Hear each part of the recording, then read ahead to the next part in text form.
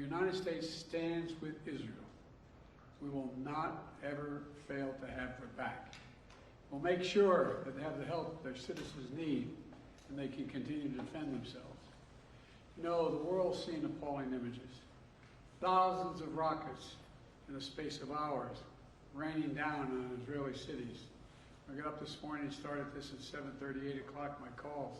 Hamas terrorists crossing in Israel, killing not only Israeli soldiers, but Israeli civilians.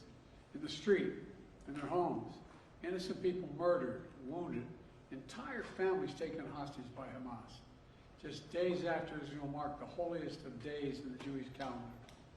It's unconscionable. You know, when I spoke with Prime Minister Netanyahu this morning, I told him the United States stands with the people of Israel in the face of these terrorist assaults. Israel has the right to defend itself and its people. Full stop. There's never justification for terrorist attacks. And my administration's support for Israel's security is rock solid and unwavering. Let me say this as clearly as I can. This is not a moment for any party hostile to Israel to exploit these attacks to seek advantage. The world is watching. I've also been in contact with the King of Jordan, spoke with members of Congress, directed my national security team to engage with their Israeli counterparts, military to military, intelligence to intelligence, diplomat to diplomat, to make sure Israel has what it needs. I've also directed my team to remain in constant contact with leaders throughout the region, including Egypt, Turkey, Qatar, Saudi Arabia, Jordan, Oman, the UAE, as well as our European partners and the Palestinian Authority. It's also a terrible tragedy on a human level. It's hurting innocent people. Seeing the lives that have been broken by this, the families torn apart, it's heartbreaking.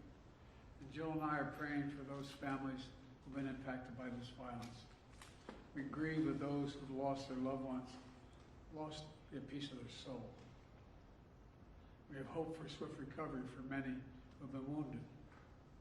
We're going to remain in close touch with Prime Minister. I personally am going to remain in close contact with Prime Minister Netanyahu as this situation continues to develop.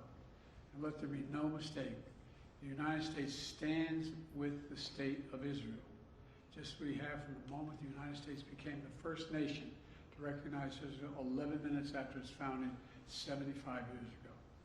Thank you very much. Mr. President, was there an intelligence failure in the lead up to this attack?